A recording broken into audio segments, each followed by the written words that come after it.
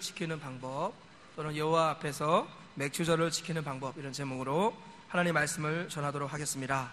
우리 서로 한번 인사하겠습니다. 하나님이 한 해의 절반을 지켜주셨습니다. 시작. 네, 감사합니다. 맥주 감사 주일로 오늘을 지키게 되었습니다. 맥주 감사절과 추수 감사절, 우리 1년에 2번 감사절 있는 거 아시죠? 우리 현재 우리나라에서 지키는 감사절이 2개가 있습니다. 맥주 감사절과 추수 감사절. 그래서 맥주 감사절은 이 보리 맥자에다 가을 추자를 써서 보리 가을, 옛날에는 보리를 6월달에 추수했다고 하죠. 그래서 보리 추수가 끝나고 나면은 보리 추수를 감사하는 마음으로 7월 첫째 주에 맥주 감사주일을 전통적으로 지켜왔습니다. 지금 보리 농사를 잘 안 하시므로 교회에서는 이것을 더 깊게 해석해서 한 해의 절반을 지켜주시는 것을 감사하는 마음으로 맥주 감사주일을 지킵니다. 그리고 한 해 전체를 지켜주시는 것을 감사하는 마음으로 청교도들에 의해서 세워진 추수 감사주일, 그 전통이 우리나라에서 11월 셋째 주에 지켜지고 있습니다. 하나님께서는 우리가 1년에 2번 크게 감사할 수 있도록 우리 가운데 복을 내려주셨습니다. 오늘 맥주 감사주일 우리가 하나님 앞에 지내면서 맥주절의 의미를 통해서 하나님께서 우리에게 주시고자 하는 교훈이 무엇인가를 살펴보도록 하겠습니다. 특별히 오늘 본문 말씀에서는 맥주절을 지키는 구체적인 방법, 맥주절을 지키는 구체적인 방법을 말씀하고 있습니다. 이 맥주절을 지키는 이 방법을 통해서 우리가 하나님 앞에 어떻게 예배할 것인가. 이 맥주절, 성경의 모든 절기는 다 예배입니다. 절기는 다 제사와 관련이 있고 구약의 제사는 다 예배지요. 그래서 맥주 감사절을 지키는 방법, 다시 말하면 맥주 감사 예배를 드리는 방법, 그리고 더 나아가서 우리가 하나님 앞에 예배를 드리는 방법이 무엇인가를 하나님 앞에 우리가 말씀을 통해 살펴보심으로 저와 우리 모두가 온전한 방법으로 하나님 앞에 예배하며 나아갈 수 있기를 주님의 이름으로 축원합니다. 자, 그러면 여호와 앞에서 맥주절, 하나님 앞에서 맥주절을 지키는 방법이 무엇인가? 첫째로는 내게 복을 주신 대로 자원하는 예물을 드리라, 이렇게 말씀합니다. 다시 말하면 받은 복을 따라서 자원하는 예물을 드림으로 예배를 드리라, 이렇게 말씀하시는 거예요. 10절 말씀 보시면 내 하나님 여호와 앞에 77절, 이게 77절이 맥주절입니다. 77절을 지키되 내 하나님 여호와께서 내게 복을 주신 대로 내 힘을 헤아려 자원하는 예물을 드리라, 그렇게 말씀하셨습니다. 맥주절, 이 절기 예배를 드릴 때 하나님께서는 반드시 하나님께서 너에게 주신 복을 따라서 힘을 다해서 힘을 헤아려서 내 힘을 헤아려서 자원하는 예물을 드려라, 빈손으로 내게 오지 말아라, 하나님 그렇게 말씀하셨습니다. 이게 무슨 말입니까? 하나님께서 없으셔가지고 받기를 원하시기 때문에 빈손으로 오지 말라, 그렇게 말씀하셨나요? 그게 아니라는 것이죠. 하나님께서는 맥주 감사절을 통해서 한 해의 절반을 지켜주시고 지난 보리 추수를 비롯하여 곡식 추수를 하나님께서 지켜주신 것을 네가 받은 복이 있지 않느냐, 그 복을 얼마나 받았는지를 나에게 보여주어라, 하나님 그런 의미로 하나님께서 예물을 가지고 오라고 말씀하시는 겁니다. 하나님께서는 어떤 분이시냐면은 이 감사 절기를 통해서 하나님은 복을 주시는 분이다 라는 것을 하나님 우리에게 알려주기를 원하시는 거예요. 하나님 어떤 분이시라고요? 하나님은 복을 주시는 분이라는 거예요. 하나님은 우리의 복을 빼앗아가는 분, 우리가 쌓아놓은 재물을 빼앗아가는 분이 아니라 하나님은 우리에게 복을 주시는 분이라는 거예요. 그리고 하나님은 우리에게 복을 주실 뿐만 아니라 우리가 복의 근원, 복의 통로가 되기를 원하시는 겁니다.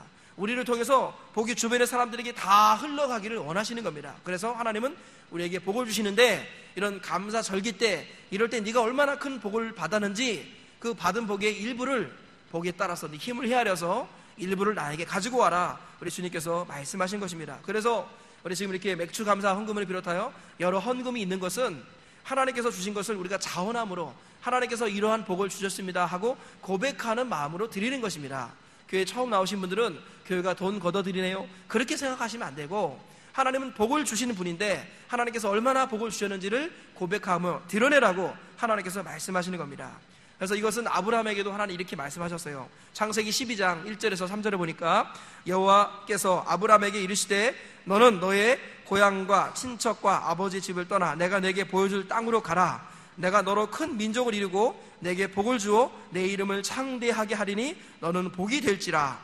너를 축복하는 자에게는 내가 복을 내리고 너를 저주하는 자에게는 내가 저주하리니 땅의 모든 족속이 너로 말미암아 복을 받을 것이니라 하신지라. 그랬습니다. 하나님은 아브라함에게 이름이 창대해지는 복, 거부가 되게 하시는 복, 자녀들을 주시는 복, 그리고 복의 근원이 되는 복, 너를 통해 천하 만민이 복을 얻게 하신다. 하나님은 복의 통로, 그 복을 쏟아 부어 주시려고 아브라함을 불러내셨다라는 것이죠. 이것은 예수님도 마찬가지입니다. 예수님도 마가복음 10장 29절에서 30절에 이렇게 말씀하셨어요. 예수님께서 이르시되 내가 진실로 너에게 이르노니 나와 복음을 위하여 집이나 형제나 자매나 어머니나 아버지나 자식이나 전토를 벌인 자는 현세에서 집과 형제와 자매와 어머니와 자식과 전토를 100배나 받되 박해를 겸하여 받고 내세에 영생을 받지 못할 자가 없느니라. 그렇게 말씀하셨습니다. 하나님은요 100배의 관계의 축복, 그죠? 집과 형제 자매 어머니 자식, 이 관계 있잖아요. 관계가 100배의 복을 받도록 우리 하나님께서 복을 주시는 분이고, 또 재물이나 물질 같은 것 100배의 복을 주시는 분이라는 것입니다. 그리고 영생까지 주시는 분, 이분이 우리 하나님이시고 우리 예수님이다라는 것이죠. 그러므로 우리는 이런 절기 때마다, 명절 때마다, 우리 구약의 절기가 신약의 예배라고 그랬죠. 이런 절기나 명절이 예배화된 것이 우리 주일 예배입니다. 주일 예배. 그래서 예배 때마다 우리는 어떻게 하겠습니까? 하나님께서 우리에게 복을 주시기 원하신다는 것을 기억하고 우리가 받은 복의 일부를 하나님 앞에 고백을 하는 것입니다. 하나님, 제가 이 복을 하나님께로 받았습니다. 이제 더 많은 것으로 하나님 저를 채워주시고 하나님의 영광을 위하여 사용하여 주시옵소서. 이런 마음으로 우리가 하나님께 예물을 가지고 오는 것입니다. 그리고 이 받은 복은 이것이 내 것이 아니라 주님이 주신 것입니다. 따라 뵙습니다. 내 것이 아니라 주님이 주신 것입니다. 그래서 가지고 오는 것입니다. 고린도전서 4장 7절 보니까 누가 너를 남달리 구별하느냐? 내게 있는 것 중에 받지 아니한 것이 무엇이냐? 내가 받았은즉 어찌하여 받지 아니한 것 같이 자랑하느냐? 우리가 가지고 있는 모든 것은 다 하나님께로 받은 것입니다. 내가 나 잘났다고 자랑하는 순간에 하나님께 받지 않았다고 말하게 되는 것인데 옳지 않다라는 거예요. 우리가 가지고 있는 모든 것은 다 하나님께로부터 받은 것입니다. 그러므로 어떻게 하겠습니까? 받은 것을 하나님 앞에 고백해야죠. 하나님이 주셔서 감사합니다. 제가 누구에게 선물을 줬는데 이 친구가 선물 받았다고 자랑해요. 그런데 선물 준 사람을 자랑하지 않는 거예요. 그러면 그 준 사람이 서운할까요? 기분 좋을까요? 서운하지요. 무척 서운합니다. 마찬가지라는 거예요. 우리가 하나님께 예물을 가져오는 것은 이 예물을 주신 분이 하나님이라는 것을 드러내는 것입니다. 그리고 또 다른 의미가 뭐예요? 내가 이 예물, 하나님께서 주신 이 복에 내가 매이지 않겠습니다. 나는 복에 매이지 않고 복을 주신 하나님께 매이겠습니다 하는 마음으로 복의 일부를 가지고 오는 겁니다. 그게 11조, 감사, 구제헌금 이런 것들입니다. 하나님께서 주신 복에 매이는 것이 아니라 하나님 자신에게 매이겠다라는 것입니다.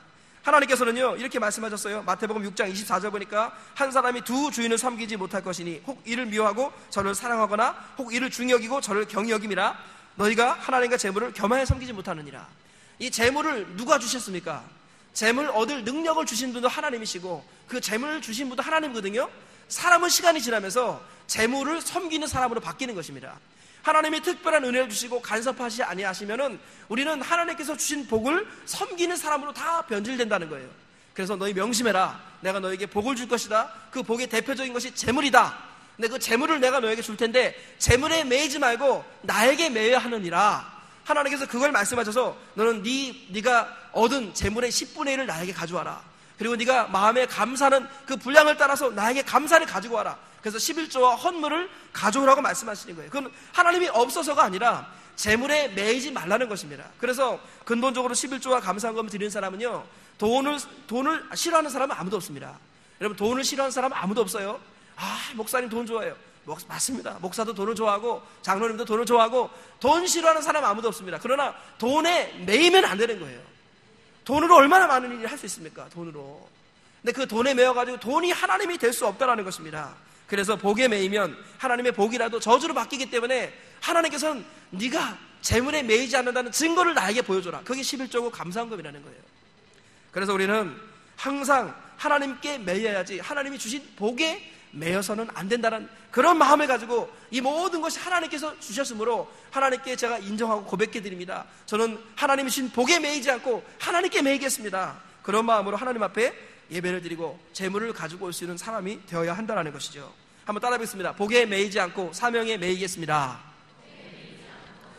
우리는 복에 매이지 않고 하나님께 매이기 때문에 하나님께서 우리에게 주신 사명에 매이는 것입니다. 사도 바울이 말했죠. 내가 달려갈 길과 주 예수께 받은 사명 곧 하나님의 은혜의 복음 증거하는 일을 마치려 하면은 나의 생명을 조금도 귀한 것으로 여기지 아니하노라 그랬어요.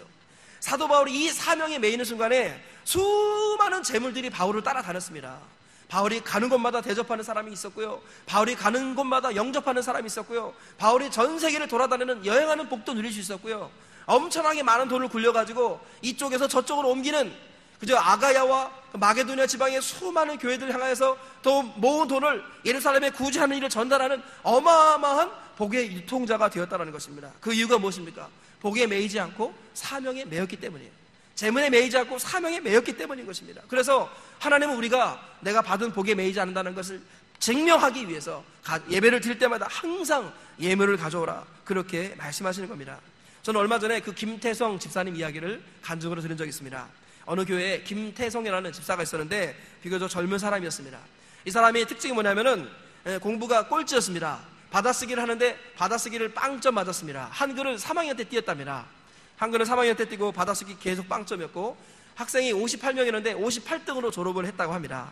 IQ가 2자리여서 자기는 가끔 짐승과 내가 뭐가 다를까 이런 생각을 했다고 하는데요. 하여간 재능이 하나도 없고 뭐 잘하는 것도 별로 없었어요. 공부는 당연히 못했고 잘하는 것도 하나 없었는데, 이 사람이 이제 결혼을 잘했어요. 이 공부 못하고 이런 걸 잘 모르고 여자가 어느 한 자매가 자기를 만나줬습니다. 그런데 이 자매가 만나면서 나는 예수님을 믿는 사람이니까 꼭 교회 다니는 것을 나는 그 조건으로 결혼을 하고 싶어요. 어쨌든 그랬습니다. 그래가지고 이 형제가 자기를 좋아해주는 자매를 너무 기뻐해서 교회를 다니겠다고 약속을 하고 그 약속을 지키는 거예요. 아버지가 불교 신자로 반대하셨음에도 불구하고 아버지 이렇게 효도하는 마음으로, 그리고 아내를 사랑하는 마음으로 결혼하고 교회를 열심히 다녔습니다. 그런데 교회를 다니던 얼마 지나지 않은 아내가 병에 걸렸는데 시름시름 앓는 병이었어요. 아주 나중에는 병원에서 생활을 했는데 1년에 100일을 병원에서 출퇴근했답니다. 1년에 100일을. 이 병이 아주 심각한 병이었고 이대로 가다가는 죽을 수도 있는 그런 병이었답니다. 병명은 밝히지 않았는데 1년에 100일을 병원에서 출근한 거예요. 병원에서. 얼마나 힘들었겠습니까? 그래서 월급 생활하면서 얼마 받은 돈 다 병원비로 나가고 자기 한 달 생활비가 3만 원이었대나 얼마였대나 하여간 그렇습니다. 차비 외에는 뭐 별로 어렵게 살았다라는 거예요.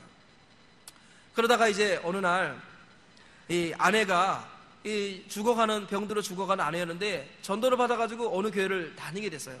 지금 다니고 있는 교회도 물론 하나님이 함께 하시는 교회였지만 자기 정말 그 큰 기쁨이 넘치는 한 교회를 발견하고 그 교회를 다니게 되었거든요.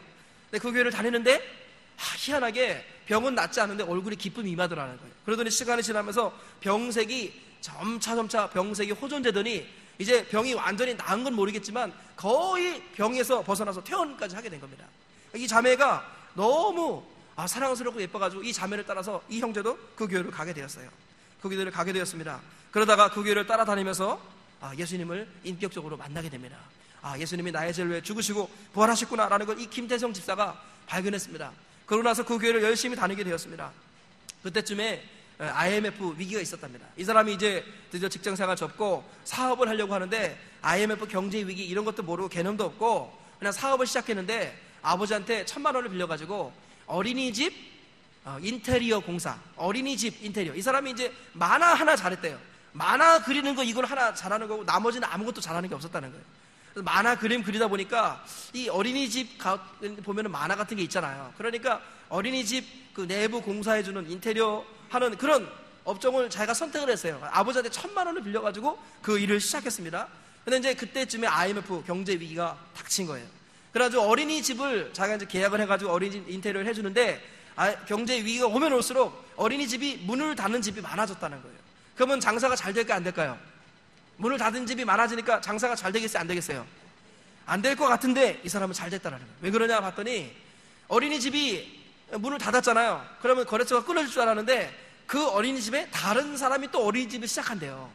했대요. 그래가지고 어린이집을 시작하는데 인테리어를 다 바꿔가지고 다시 시작한다는 거예요. 그래가지고 한 집을 자기가 인테리어를 여러 번 해줬답니다. 그 무슨 말씀인지 이해가 되십니까? 그래가지고 남들은 다 어려울 때 이 사람은 불황을 모르고 인테리어 어린이집 꾸미는 거 이것으로 잘 나가게 되었대요. 그래가지고 무일푼이었는데 4층짜리 빌딩을 소유할 정도로 부자가 되었습니다. 근데 부자가 되는데 이 사람이 꿈이 뭐냐면은 하나님을 섬기는 게 꿈이 되었어요. 이렇게 신앙생활에 좀 초신자였다가 예수님 만나고서 하나님을 어떻게 섬길까 하고 기도하는데 너의 집이 있지 않느냐, 하나님이 그런 감동을 주셔가지고 이 사람이 자기 집을 오픈해가지고 이제 교회랑 뭐 가까운 곳에 집이 있었나 봅니다. 근데 집이 상가식 건물인지 모르겠지만 하여간 집이 4층짜리 건물이고 그 중에 하나가 자기 집이었나 봐요. 근데 교회 근처였습니다. 그러니까 어떻게 했느냐, 자기 집을, 교회가 속으로 공간이 모자라다고 자기 집을 정기적으로 일주일에 2번을 오픈하는 거예요. 주일에 자기 집을 오픈하고 주중에 구역 모임으로 자기 집을 계속 오픈하는 겁니다. 여러분, 집에 손님을 많이 모신 분들은 알겠지만 이 손님을 지속적으로 맞이할 때 이거 굉장히 어려움이 많이 있습니다. 집을 정리도 해야 되고 이렇게 물질도 많이 들어가고, 그리고 사생활도 조금씩 사생활의 영역도 줄어지고 여러 가지 어려움이 있거든요. 그럼에도 불구하고 자기 집을 오픈해가지고 계속 모임을 하는 겁니다. 그런데 놀라운 사실은 자기는 고등학교를 꼴등으로 졸업하고, 그죠? 대학도 못 나오고, 그리고 뭐 자기는 뭐 학력 이런 약간의 컴플렉스가 있었는데, 놀라운 사실은 자기 집에 와서 하나님의 말씀을 공부하는 사람들 중에 서울대 학교 졸업한 사람이 있고, 자기 집에 와서 예배를 다니는 사람 중에 해외에서 공부를 한 박사도 있더라고요. 박사. 이런 사람들이 자기가, 그죠, 하나님께 주신 집, 그 집 안에서 어떻게 보면 자기의 날개 그늘 안에죠. 하나님 안에서 이 자기가 제공하는 이런 음식이나 공간 이런 것들을 통하여서 그 많은 높은 학벌의 사람들이 큰 위로와 힘을 받으면서 이 형제를 존중하고 존경해 주더라는 것입니다. 이 형제가 크게 깨달은 게 뭐냐면은, 내가 재물에 매이는 순간 재물은 나를 도망가지만 내가 사명에 매이는 순간 재물도 나를 따라올 뿐만 아니라 사람도 나를 따라온다는 것, 이 사람이 깨달았다는 것이죠. 여러분, 항상 우리가 잊지 말아야겠습니다. 우리가 재물에 매이는 순간에 재물은 나에게서 멀어집니다. 그러나 우리가 사명에 매이는 순간 신기하게도 하나님께서는 이 재물이 따라오게 만들고 사람들이 따라오게 만드는 그런 일들을 우리에게 베풀어 주신다라는 것이죠. 그래서 우리가 맥주절을 어떻게 드리라 하나님 말씀하셨습니까? 복을 주신 대로 자원하는 예물을 드리라. 하나님께서 반드시 그렇게 말씀하세요. 이 예물이 하나님께로부터 받은 것이고 내가 예물에 매이지 않는다는 마음을 가지고 자원하는 마음으로 예물을 드릴 때 하나님께서 기뻐하시고 그의 고백을 들으시며 더 많은 복으로 채워주신다는 것입니다. 이 사실을 기억하시고 맥주절 예배뿐만 아니라 모든 예배를 하나님께서 주신 복을 헤아려서 자원하는 마음으로 힘을 계산해서 하나님께 주신 복을 따라서 여러분들 하나님 앞에 자원함으로 예물을 드리며 예수를 섬기는 사명에 매이는 사람들 되어서 더 많은 복이 넘치시기를 주의 이름으로 축원합니다. 두 번째로 여호와 앞에서 맥주절을 지키는 방법이 무엇이냐? 가족과 이웃과 함께 택하신 곳에서 즐거이 드리라. 따라하겠습니다. 가족과 이웃과 함께 택하신 곳에서 즐거이 드리라. 예, 하나님께서 맥주절을 지킬 때 몇 가지를 말씀하세요. 첫 번째, 가족과 이웃과 함께 드려라. 예배를 드릴 때는 가족과 이웃과 함께 드려라. 두 번째는 하나님이 택하신 곳에서 예배를 드려라. 세 번째로는 하나님 앞에서 즐거워함으로 예배를 드려라. 이게 예배의 가장 중요한 모습 중에 하나입니다. 한번 보세요. 우리 11절 말씀 같이 한번 읽어보겠습니다. 11절, 우리 성경에 나오는 11절 말씀 다 같이 읽어보겠습니다. 시작. 너와 내 자녀와 노비와 내 성중에 있는 레위인과 및 너희 중에 있는 객과 고아와 과부가 함께 내 하나님 여호와께서 자기의 이름을 두시려고 택하신 곳에서 내 하나님 여호와 앞에서 즐거워할지니라. 네, 여기서 하나님께서 원하시는 맥주절을 온전하게 드리는 맥주절 지키는 방법, 또는 넓게 말해서 예배를 드리는, 온전한 예배를 드리는 방법이 뭐냐? 첫 번째요, 가족과 이웃과 함께, 너와 내 이웃과 함께 예배를 드리라고 말씀하시는 거예요. 여기서 이웃이라는 건 뭐예요? 우리 사마리아인의 비유를 들었죠? 강도 만나 거반 죽게 된 사람을 도와준 사람이 누굽니까? 제사장도 아니고 레위인도 아니고 사마리아 사람이었죠. 그랬을 때 예수님 뭐라고 그랬습니까? 강도 만난 자의 이웃이 누구이냐? 그랬을 때 자비를 베푼 자, 사마리아인이 이웃이라고 그랬죠. 우리의 이웃이 누구냐 이거죠. 우리의 이웃이 누구냐? 우리의 이웃은 나의 도움이 필요한 사람은 다 이웃입니다. 한번 따라해보겠습니다. 나의 이웃은 나의 도움이 필요한 모든 사람입니다. 우리 주님께서 예배를 드릴 때 너는 가족, 내 자녀, 가족을 말하죠. 가족과 이웃, 내 성중에 있는 객과 고아와 나그네, 레위인들, 이런 어려운 사람들, 너의 도움이 필요한 사람들, 내 이웃과 내 가족이 함께 예배를 드리라고 말씀하고 있어요. 그래서 하나님이 가장 기뻐하시는 예배는 가족과 이웃이 함께 예배를 드리는 겁니다. 그러니까 제일 먼저는 하나님은 너와 내 자녀라고 말씀하셨어요. 반드시 예배 때는 가족이 함께 와야 됩니다. 가족. 그래서 모든 예배는 가족 예배인 것입니다. 우리 한번 따라하겠습니다. 모든 예배는 가족 예배입니다. 오늘도 여기 보니까 가족끼리 자녀와 부모가 함께 앉아서 예배를 드리시는 분이 계신 것 같습니다. 근데 어렸을 때는 아이들 데리고 예배를 드리시는 분들이 종종 계세요. 근데 시간이 지나면서 아이들이 중학생이 되고 고등학생이 되고 이러면은 자녀와 함께 예배를 안 드리는데, 성경은 3대가 모여서 예배를 드리라고 말씀하세요. 우리는 2대에서 다 끊어지거든요. 그게 아니라 성경은 3대가 예배를 드리는 거예요. 아브라함과 이삭과 야곱의 하나님. 모든 예배는 가족 예배로서 할아버지, 아버지, 아들 3대가 모여서 예배를 드려야 된다는 거예요. 특별히 우리가 메르스 때문에 다 경험해서 아시겠지만 어느 교회는 예배를 못 드렸답니다. 예배. 서울에 있는 어느 교회들도 예배 수가 엄청나게 줄어버렸다는 거예요. 만약에 메르스가 조금 더 심하게 몰려왔다면 아예 주일 예배는 다 사라졌을 수도 있습니다. 예배가 다 사라져버리면 우리 믿음을 지킬 수 있나요, 없나요? 여러분 100%입니다. 예배가 없으면 믿음을 지킬 수가 없어요. 우리는 예배를 통해 생명을 공급받는데, 이 생명을 공급받는 예배가 사라지면 우리 하나님 만날 수도 없고 믿음 지킬 수 없습니다. 그런데 하나님은 예배당에만 매이는 분이 아니시죠. 하나님은 각 가정 가운데 함께 하시는 분입니다. 그래서 가정에서 모여서 가정 예배를 드리고 우리 가족과 함께 예배를 드리는 그 자리, 거기에 하나님이 함께 하신다는 거예요. 이해가 되시면 아멘 하시기 바랍니다. 그래서 여러분 흩어져서 가정 예배를 드리시기 바랍니다. 제가 가정 예배를 드리라고 이렇게 말씀드렸더니 한 분께서 가정 예배를 드리겠다고 선언하시고 온 가족을 모시는 것을 제가 들어보았습니다. 제가 가장 큰 기쁨 중에 하나가 하나님 말씀 들은 대로 순종하는 겁니다. 가정 예배를 잃어버렸으면 가난하고 겸손한 마음으로 일단은 무조건 예배를 드리세요. 만약에 예수 믿는 사람이 혼자라면 혼자라도 기도하는 마음으로 가정에서 예배를 드리셔야 합니다. 처음에는 일주일에 한 번이라도 시작하십시오. 그리고 조금 지나면서 가정 예배가 부담이 아니라 즐거움이라는 것을 깨달아야 됩니다. 의무가 아니라 기쁨이라는 거예요.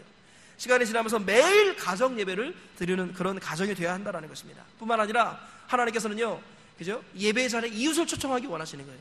우리 이웃에게 최고의 관심사는 무엇입니까? 무엇을 먹을까? 무엇을 마실까? 무엇을 입을까지요? 근데 그렇게 되면 그 결과는 지옥인 것입니다. 우리가 이웃을 도와줄 수 있는 최고의 방법은 바로 예배의 자리에 그를 불러드리는 것이죠. 그래서 가족과 이웃과 함께 예배를 드리라고 말씀하고 있습니다. 우리 이 사실을 정말로 성경을 있는 그대로 받아들여야 됩니다. 자녀와 함께 예배를 드려야 됩니다. 이웃들과 함께 예배를 드려야 돼요. 주변의 사람들을 돕는다고 선행을 많이 하는데 전도는 안 해요. 그럼 뭐예요? 자기가 주인인 겁니다. 선행을 열심히 해가지고 자기 이름은 높아집니다. 아, 착한 사람, 좋은 사람이라고 높아지는데 거기에 복음이 증거되지 않으면 그 사람은 살았다 하나 죽은 이름인 것에 불과합니다. 사랑이 없으면 산을 옮길 만한 믿음이 있을지라도, 사랑이 없으면 그래서 내 몸을 불사르게 내줄지라도 아무것도 아니고 아무 유익이 없는 것입니다. 그 사랑은 무엇입니까? 하나님의 사랑, 예수님의 사랑이라는 거예요. 정말로 이웃을 돕기를 원한다면 그를 교회로 초청해야 된다는 거예요. 하나님께서 그래서 맥주절을 온전히 지키는 방법은 가족과 자녀들이 함께 예배를 드려야 된다는, 가족과 이웃이 함께 예배를 드려야 한다는 것입니다. 그리고 주님 뭐라고 그랬습니까? 하나님께서는 가족과 이웃과 함께 예배를 드릴 뿐만 아니라 하나님께서 택하신 곳에서 예배를 드리라고 말씀하십니다. 따라 보겠습니다. 하나님께서 택하신 곳에서 예배를 드리라. 하나님이 택하신 곳이 어디냐 이거죠. 구약에서 하나님이 택하신 곳은 예루살렘의 성전을 말하는 거예요. 하나님이 이제 앞으로는 택하실 것인데 이 당시로는 성전이 안 세워졌죠. 그러면 여기서 말하는 택하신 곳은 어디예요? 하나님의 언약궤, 율법이 담겨있는 하나님의 언약이 있는 그 지성소 있잖아요. 성소와 지성소, 거기에서 모여서 예배를 드리라는 거예요. 그 지금으로 말하면 뭡니까? 지금으로 말하면 하나님이 자기 이름을 두려고 택하신 곳이 어딜까요? 두 글자로 어디라는 거예요? 교회라는 겁니다. 교회. 하나님이 택하신 곳에서 예배를 드리라. 하나님 반드시 말씀하셨어요. 여러분 스스로 자기 멋대로 예배를 드리다가 이스라엘 백성들이 산당에서 예배를 드리다가 다 우상 숭배에 빠졌습니다. 어디에서 예배를 드리다가? 산당. 성경 읽다 보면 산당이라는 말이 나와요. 산당은 뭐냐면은 하나님께 날마다 예배를 드리고 싶은데 좋은 목적으로 세워진 거예요. 좋은 목적으로 하나님께 자주 예배를 드리고 싶은데 6월절, 77절, 초막절 이런 1년 3번에 우리 예루살렘까지 가는 게 너무 멀어서 힘든 경우가 있잖아요. 그죠? 명절에 우리 부산까지 가는 건 막 몇 시간 걸리잖아요. 힘든 때가 있는 것처럼 이스라엘 백성들도 자주 하나님을 만나고 싶은데 마음은 같아서 그런데 자주 만날 수가 없으니까 아, 여기가 하나님이 계시구나 라는 마음으로 자기들끼리 만들어 놓은 예배처, 이게 산당입니다. 산당. 근데 이 처음에 의도는 좋았어요. 의도는 좋았는데 산당에서 자기들끼리 예배를 드리다가 나중에 어떻게 됐습니까? 그 산당이 전부 다 우상 숭배하는 장소로 다 바뀌어버렸습니다.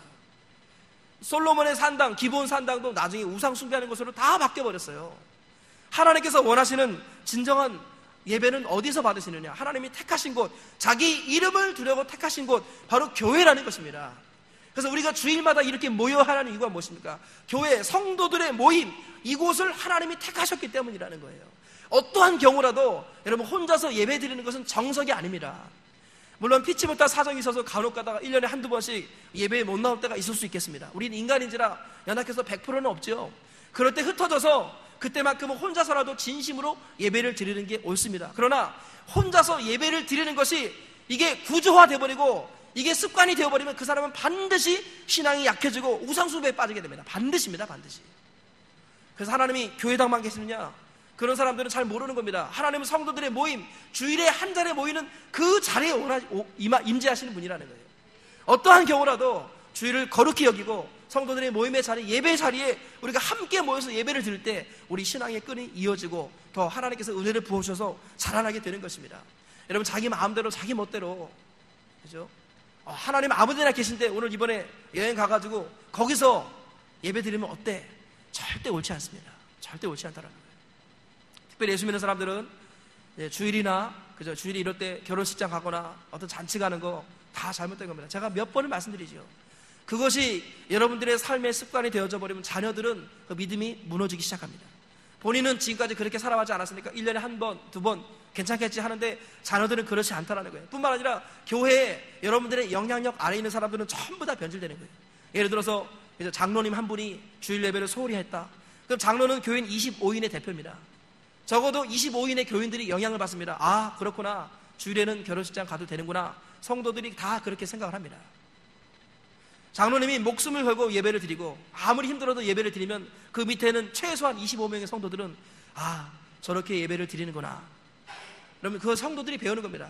똑같은 원리입니다. 부모가 어떠한 일이 있더라도 예배를 드린다. 그럼 자녀들은 어렸을 때부터 예배가 삶으로 습관으로 자리매김 되는 겁니다. 그러나 부모가 일 있을 때마다 자꾸 장소 바꾸고 교회 바꾸고 그 마음에, 자녀들의 마음에 신앙이 들어갈 수가 없다는 것이죠. 하나님은 택하신 곳에서 자기 이름을 두시겠다고 택하신 곳에서 예배를 드리라고 분명히 말씀하셨습니다. 이 사실을 마음에 새기시고 주일만큼은 거룩하게 지키시기 바랍니다. 다른 곳에 가지 마세요. 그죠? 그러니까 그렇게 가족 전도를 차원에서 다 핑계입니다. 하나님의 나라와 의를 구하면 이 모든 것을 다 더하여 주십니다. 가족 구원뿐만 아니라 더 많은 복도 하나님 다 채워주십니다. 주일에 잔치 가지 마세요. 그죠? 우리 젊은이들 토요일날 결혼하시고 나서 주일날 바로 신혼여행 가는 거 잘못된 겁니다. 세상 습관 따라가지 마세요. 결혼이 우상이 아니라는 것을 하나님 앞에 증명하십시오. 결혼하고 나서 하나님께 주일을 지키고 예배를 드리십시오. 그리고 월요일날 가는 거예요. 월요일날. 목사는 어떻게 했느냐? 저는 그렇게 했습니다. 저는 금요일날 금요 철학 2부까지 다 하고 새벽 4시까지 금요 철학하고 그리고 다음날 토요일날 결혼식 했습니다. 그리고 결혼식 마치고 주일 예배를 온전히 드리고 그리고 월요일날 신혼여행 갔습니다. 약간의 교통편이 불편하고 또 비용도 좀 더 드는 부분도 있고 여러 가지 불편한 것이 있었지만 하나님 앞에 그거 불편한 거 뭐가 문제겠습니까? 결혼하는 것 자체가 얼마나 큰 복인데 신혼여행이 우상입니까? 하나님께서 택하시는 곳에서 예배를 드리라고 말씀하셨습니다. 이 사실을 마음에 새기시고 저와 우리 모두가 가족과 이웃과 함께 택하시는 곳에서 예배를 드리시기를 주님의 이름으로 축원합니다. 마지막으로 우리 주님께서는 어디에서 예배를 드리라고 하셨느냐? 어떻게 예배를 드리라고 하셨느냐면 하나님 앞에서 즐거이 예배를 드리라고 말씀하셨어요. 우리 다시 한번 우리 오늘 읽었던 말씀 11절을 다시 한번 읽어보면 이런 말씀이 있습니다. 너와 내 자녀와 노비와 내 성중에는 레위인과 및 너희 중에는 객과 고아와 과부가 함께 내 하나님 여호와께서 자기의 이름을 두시려고 택하신 곳에서 내 하나님 여호와 앞에서 즐거워할지니라. 따라 하겠습니다. 내 하나님 여호와 앞에서 즐거워할지니라. 하나님 앞에서 어떻게 하라고요? 즐거워할지니라. 이 예배는 하나님 여호와 앞에서 즐거워하는 것입니다. 그죠? 옆에 있는 사람 얼굴 한번 보겠습니다. 여러분 이 말씀을 자꾸 곡해하지 마세요. 즐거움을 즐거움으로 받아들여야 됩니다. 이 옆에 있는 분에게 인사하겠습니다. 미소를 선물해 주면서 즐겁게 예배를 드리겠습니다. 인사하겠습니다. 시작. 여러분 성경 말씀을 자꾸 이렇게 왜곡시키면 안 됩니다. 엄숙한 것 다 필요합니다. 엄숙함이라는 것은 마음의 엄숙함이에요. 주일 예배는요 하나님 앞에 즐거이 드리는 것입니다. 불신자들이 왔을 때 엄숙함은 숨이 막힙니다. 우리가 일반적으로 말하는 조용하고 엄숙한 것에 그 분위기에 불신자들, 초신자들은 감당할 수 없어서 숨이 막혀요. 그런 얘기를 제가 직접 들었습니다. 숨이 막혀서 못 있겠다고. 예배는 엄숙함이라는 것은 내면의 엄숙함이에요. 마음의 눈으로 하나님을 바라보며 진지하게 드리는 게 엄숙함이지 아무 말도 없이 그죠? 조용하게 이렇게 무거운 마음으로 있는 게 예배가 그게 아니라는 거예요. 진정한 예배는 하나님 앞에 즐거이 드리는 것입니다. 죄 많은 인생이 구원받는 게 얼마나 감사합니까? 지난 한 주간 우리가 죄와 실수로 수많은 잘못을 범하지 않았습니까? 그런데 주님께서 오라고 하시는 이유가 뭐예요? 네가 죄를 시인하기만 하면 내가 무슨 죄를 지었더라도 다 용서해주고 내가 새 출발해주겠다. 하나님이 폭탄 선언을 하시는 거예요. 얼마나 귀한 게 예배입니까? 죄인이 용서받고 하나님의 자녀가 되고 또 하나님께서 모이는 자에게 예배의 은혜를 주시고 복을 주신다고 말씀하셨는데 우리가 얼마나 즐겁습니까? 우리 예배는 즐거움이 임해야 됩니다. 그래서 주일은 잔치예요. 잔치. 초상집이 아니라 결혼식 같은 잔치집이라는 것입니다. 항상 우리 마음속에, 우리 표정 속에 주일은 잔칫날이다, 이런 마음이 우리와 우리 자녀들에게 익숙해져야 합니다. 부모들이, 어른들이 이것을 보여줘야 한다는 거예요. 그죠? 특별히 목사에게 좀 보여주세요. 여러분들은 다 앞에 있는 분들 머리 보고 은혜를 받으시지만 저는 여러분들의 얼굴과 눈동자를 봅니다. 여러분들이 참 힘들어하시고 괴로워하시면은 그 모든 게 저는 개인적으로 다 이렇게 압력으로 들어와요. 그러면 하나님의 말씀이 위축됩니다. 제 심령이 위축되면서 엘리야가 심령이 강해졌고 세례 요한이 심령이 강해서 하나님의 말씀을 담대히 전했듯이 우리 심령이 강해져야 되는데 심령이 압박을 주는 이런 일들이 있어서는 안 된다는 거예요. 항상 표정을 관리해야 됩니다. 한번 따라 뵙겠습니다. 표정 관리가 믿음입니다. 옆에 있는 분에게 한번 인사하겠습니다. 진심으로 웃음을 주면서 표정 관리가 믿음이랍니다. 인사하겠습니다. 시작. 그렇습니다. 여러분, 그래야지 새가족이 왔을 때, 야, 도대체 여기에 뭐가 있길래 저 사람들 마음속에 저렇게 기쁨이 있을까? 저는 그런 간증을요, 제가 최근에 간증을 한 100개 정도 들었습니다. 제가 하나님 앞에 제가 뭐 정확히 100개인지 모르겠어요. 대략 100개 정도 들었어요. 그러니까 하여간 정말로 100개 가까이 들었어요. 뭐 정확히 100개인지 세봐지 않아서 모르겠는데, 근데 그 간증 속에서 새가족이 구원받는 간증을 제가 들어봤더니 제가 느끼기엔 한 70-80%는 새가족이 교회 처음 나왔거나 아니면 뭐 신앙 없는 사람들, 이런 사람들이 교회 와가지고 은혜 받는 거는 목사님 설교가 아닙니다. 목사님 설교가 아니에요. 목사님 설교는 못 알아듣겠다는 거예요. 무슨 말씀 열심히 소리 질러 대시는데 못 알아듣겠는데 교회를 다음에 다시 나오는 이유는 뭐냐? 도대체 여기에 뭐가 있길래 저 성도들의 표정이 저렇게 밝을까? 근데 가만히 얘기를 나눠보니까 문제투성이에요. 그 성도들의 삶 가운데 아픔이 있고 문제가 있고 어려움이 투성이에요. 자기도 그런 문제가 있는데 나는 지금 얼굴이 찌그러지고 괴로워서 죽을 판인데 저 사람들은 저렇게 문제가 많음에도 불구하고 어떻게 저런 표정이 나올 수 있을까? 저게 가식인가? 저게 위선인가? 저게 외식인가? 궁금해가지고요, 한참 동안 지켜봤는데 가식이 아니라는 거예요. 그래가지고 저 사람들이 만난 예수님을 나도 만나보고 싶다. 그래가지고요, 한 사람이 간증 들어보니까 예배 시간 전에 저 큰 맘 먹고 기도하려고 담배를 피웠대요. 담배를 쭉 빨아가지고 심호흡을 하고 담배 연기 팍 뿜어낸 다음에 그 다음에 결심을 탁 하고 예배당 맨 뒷자리에 앉아가지고, 하나님! 도대체 이 사람들이 믿는 하나님이 누구시길래 저렇게 인생에 문제가 많은데 이렇게 기뻐합니까?